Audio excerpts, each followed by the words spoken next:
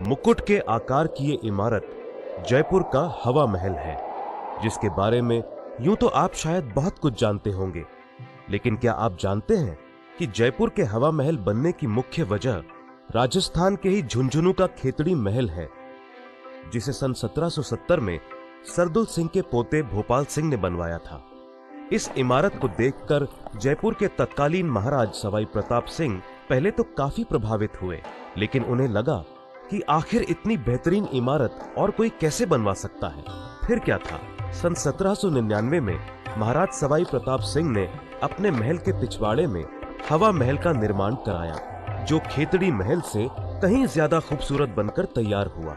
वैसे इस महल के निर्माण के पीछे एक और बड़ी दिलचस्प बात है, वो ये कि राजघराने की औरतें पर्दे का बहुत ख्याल रखती थीं।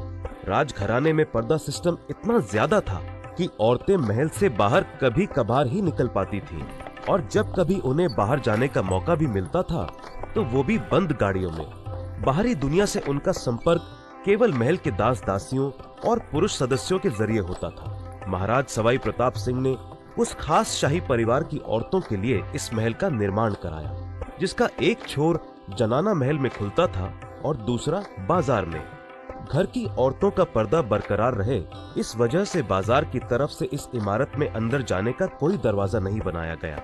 हवा महल के वास्तुकार लालचंद उस्ताद जी ने 5 मंजिला इस इमारत के आकार को खास तौर पर मुकुट का आकार दिया, क्योंकि राजा साहेब कृष्ण भगवान के बड़े भक्त थे और भगवान के मुकुट से उनका खास लगाव था।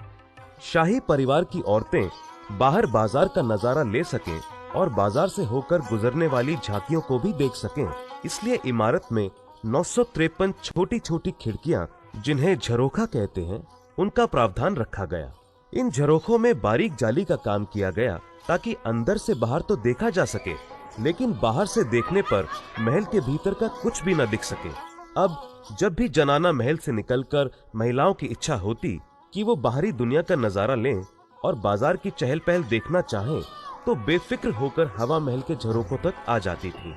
यहाँ एक बात और गौर करने वाली है, वो ये कि इन झरोखों का डिजाइन वेंटुरी इफेक्ट पर आधारित है, जिससे राजस्थान की गर्मी में भी यहाँ ठंडी हवा का मजा मिल सके।